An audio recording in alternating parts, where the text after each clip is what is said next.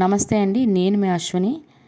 2025వ సంవత్సరంలో నవంబర్ నెలలో కార్తీక పౌర్ణమి ఏ రోజు వచ్చింది, మరి ఆ రోజు పౌర్ణమి తిథి ఏ సమయం వరకు ఉంది, మరి కార్తీక పౌర్ణమి రోజు కార్తీక పౌర్ణమి నోములు ఏ సమయంలో చేసుకోవాలి, పూజ ఎప్పుడు ప్రారంభించుకోవాలి, మరి 365 ఒత్తులు ఏ సమయంలో వెలిగించాలి, మరి జ్వాలాతోరణం మనం పాటించవలసిన నియమాలు ఏంటి, జ్వాలాతోరణం అంటే ఏంటి, మరి ఇలా ఉపవాస నియమాలు ఏంటి, ఉపవాసం ఏ సమయం వరకు చేయాలి, ఎప్పుడు ఉపవాసం వదలాలి, మరి నోములు చేసే వాళ్ళ ఉపవాస నియమాలు ఏంటి, నైవేద్యం ఏం పెట్టాలి, ఇలాంటివన్నీ కూడా ఇప్పుడు ఈ వీడియోలో చూద్దామండి.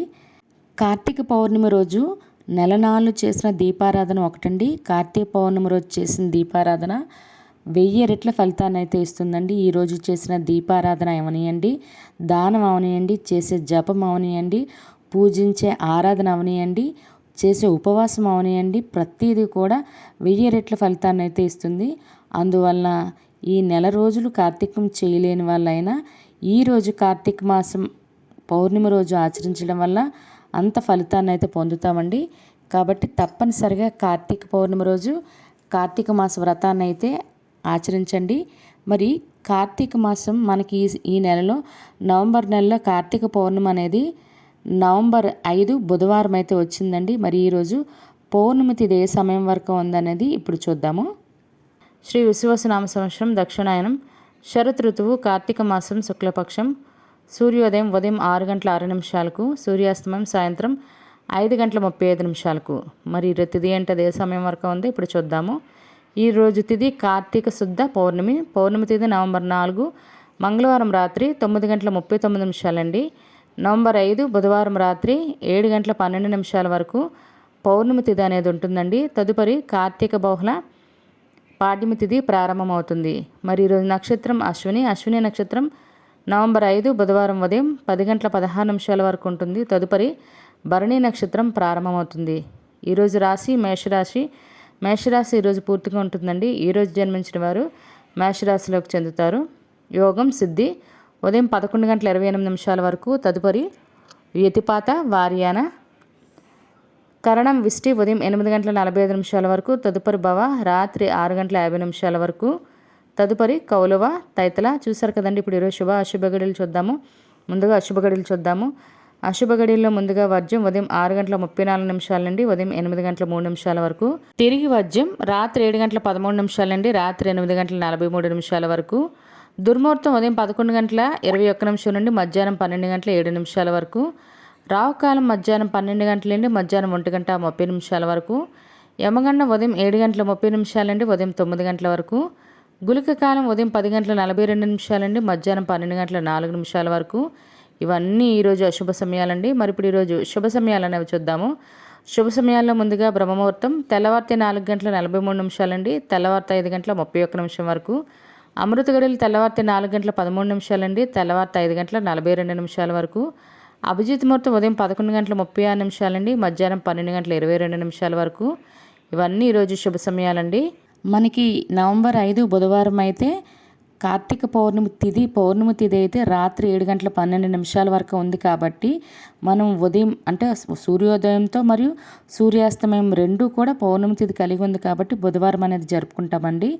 మరి పూజ చేసేవాళ్ళు, నోములు చేసేవాళ్ళు, ఉపవాసం ఉండాలనుకునే వాళ్ళు ఉదయం నుండి ఉపవాసం ఉండవలసి ఉంటుందండి. అది లేదు మేము పాక్షికంగా పూజ ఒకటే చేద్దామని అనుకునే వాళ్ళు పూజ చేసుకుని ఉపవాసం ఉండకపోయినా పర్వాలేదు. కాకపోతే నోములు చేసే వాళ్ళైతే ఉంటారండి. కొంతమందికి చలివిడి నోము ఉంటుంది, కొంతమందికి పెసలు మొలకలు వెత్తించి దాన్ని పెట్టి మళ్ళీ పెసర బూరెలు వండి చేస్తారు. అంటే ఒక్కొక్క ప్రాంతంలో ఒక్కొక్కరికి ఒక్కొక్క నోములు అయితే ఉంటాయి. మరి ఆ నోము అంతా ఉండి రాత్రి అక్కడ ఏ నైవేద్యం అయితే పెట్టారో స్వామివారికి అదే తింటారండి. అది కూడా పౌర్ణమి తిథి రాత్రి 7:12 వరకు ఉంది కాబట్టి ఆ సమయంలో పూజ అంటే ఆ లోపేమో పూజ ముగించుకోవాలని లేదు. 7:12 లోపు పూజ ప్రారంభించుకొని మనం ఏ సమయం వరకైనా మనం అనుకూలంగా పూజ చేసుకోవచ్చండి. కాకపోతే రాత్రి చేసుకునే వాళ్ళు ఉపవాసం ఉందాం, మామూలుగా నోములతో సంబంధం లేకుండా ఉపవాసం ఉందాం అనుకునే వాళ్ళు నైట్ ఏదైనా ప్రసాదం లేదా పప్పు, పెసరపప్పు, అన్నం, చప్పడిపప్పు అంటాం కదండి, అది అన్నం తినేసి ఉపవాసాన్ని అయితే విరమించవచ్చు రాత్రి అయితే. మరి నోములు ఉండే వాళ్ళైతే ఆ రోజంతా పూర్తిగా ఉంటారు. ఏదైతే నైవేద్యం ఉందో అది పెట్టేసి అదే తిని మరుసటి రోజు భోజనం అనేది చేస్తారు. ఇంకా ఆ రోజు ఏమీ చెయ్యరు. మీ ప్రాంతాన్ని బట్టి కూడా ఉపవాస నియమాలు మారొచ్చు. మీ ఇంటిని బట్టి కూడా మారొచ్చు మాట అవన్నీని. అదేవిధంగా మరి ఈరోజు 365 ఒత్తును అంటే మనం వారమంతా కొంతమంది చేసిన వాళ్ళు ఉంటారు, చేయని వాళ్ళు ఉంటారు. ప్రత్యేకంగా శుక్రవారాలు, శనివారాలు, సోమవారాలు దీపారాధన చేసిన వాళ్ళు ఉంటారు. లేదా మనకి ఏవైనా ఇబ్బందులు కలిగిన అంటే నెలసరి సమస్యలు ఉండొచ్చు, లేదా ఏటి సూతకాలు ఉండొచ్చు, లేదా డెలివరీలు ఏవైనా అయినా వాటికి కూడా మైలు ఉంటుంది కాబట్టి అవైనా అవ్వచ్చు. లేదా పిల్లలు చాలామంది దీపారాధనలు చేయరండి. అలాంటి పిల్లలు ఎవరు ఉన్నా కూడా, లేదా మగవాళ్ళు అవనివ్వండి, ఎవరైనా ఇలాంటి వాళ్ళు ఈ కార్తీక పౌర్ణమి రోజు ఎవరి పేరు మీద వాళ్ళు 365 ఒత్తు వెలిగించినట్లయితే సంవత్సరం మొత్తం మనం దీపారాధన చేసిన ఫలితం అనేది దక్కుతుందండి. లేదు ఆ రోజు కూడా అంటే ఎర్లీగా స్కూల్స్కు, కాలేజెస్కు వెళ్ళాలి, డ్యూటీలకు వెళ్ళాలి అనుకునే వాళ్ళు వాళ్ళ పేర్లు చెప్పి మనమైనా వెలిగించవచ్చండి. మరి ఈ విధంగా ఎటువంటి దోషమైతే ఉన్నదో దీపారాధన చెయ్యని దోషం అదంతా ఈరోజు వెలిగించడం ద్వారా తొలగిపోతుంది. మరి 325 ఒత్తు మనం సొంతంగా చేసుకున్నట్లయితే చాలా మంచిది.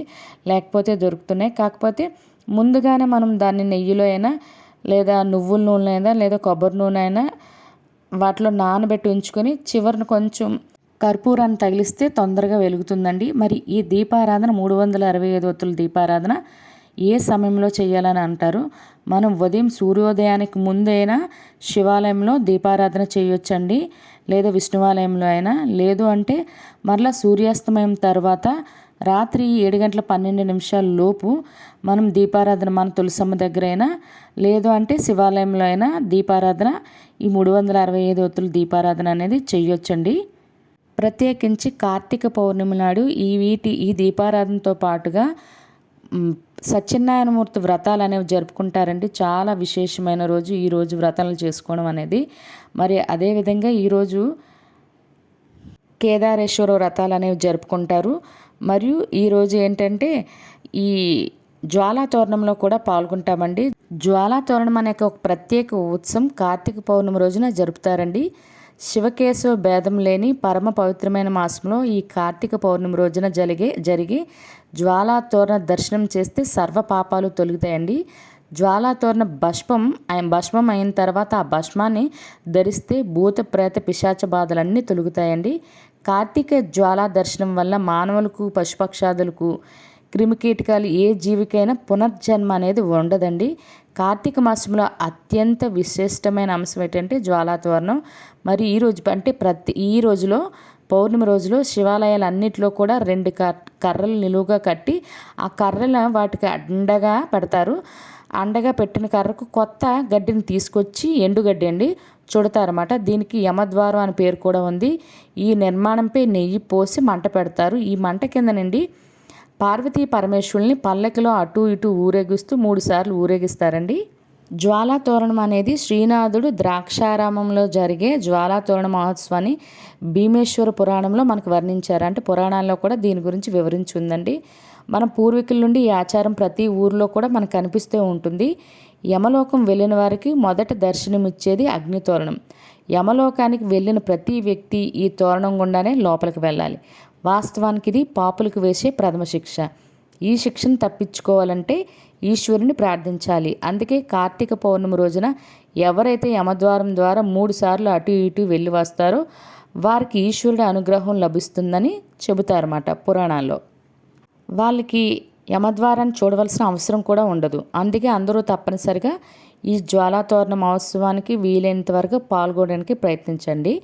జ్వాలాద్వారం కింద ఈశ్వరుడి పల్లకి పక్కన నడిస్తే శివ, నేను ఎప్పటికీ చేసిన పాపాలన్నీ తొలగిపోతాయి, కాలిపోతాయి అని అంటారండి.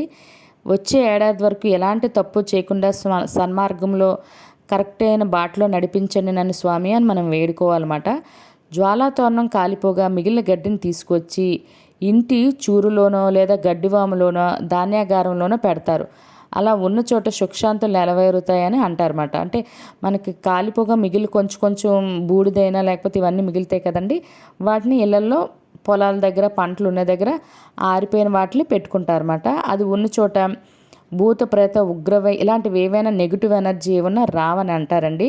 మరి వాటిని తెచ్చి మనం మన ఇళ్ళల్లో కూడా మనకు ఫ్రంట్ ఎంట్రన్స్ డోర్ దగ్గర పెట్టుకుంటే కూడా చాలా మంచిది అన్నమాట. ఇలాంటి నెగిటివ్ ఎనర్జీ అనేది రాకుండా ఉంటుంది. చూసారు కదండి వీడియో. మీకు ఈ వీడియో మీద ఎటువంటి డౌట్స్ ఉన్నా నాకు కామెంట్ బాక్స్లో కామెంట్ చేయండి. అదేవిధంగా కార్తీక పౌర్ణమి రోజు కార్తీక పౌర్ణమి వ్రత కథ అనేది ఉంటుందండి. కార్తీక పౌర్ణమి దీపారాధన 365 ఒత్తులు వెలిగించిన తర్వాత మనం ఈ కథ అయితే చదువుకోవాల్సి ఉంటుంది. ఆ కథ కూడా ఆల్రెడీ నేను వీడియో చివర ఉంటుంది కదా, మీరు చూడండి. లేదా అంటే అన్కార్డ్స్లో ఉంటుంది, లేదా నా ఛానల్లోకి వెళ్ళైనా చూడొచ్చు. మీకు ఈ వీడియో మీద డౌట్స్ ఉంటే కామెంట్ చేయండి. మరి నచ్చినట్లయితే లైక్ చేసి సబ్స్క్రైబ్ చేయండి.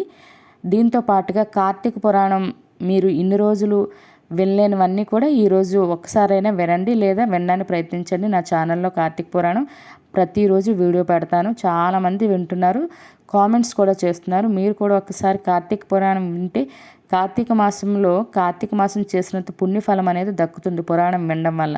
లేదా మీ దగ్గర బుక్స్ ఉన్నా చదువుకోవచ్చు. రేపు మరొక కొత్త వీడియోతో కలుద్దాం. ధన్యవాదములు. ఓం నమః శివాయ. కార్తీక దామోదరాయ నమః.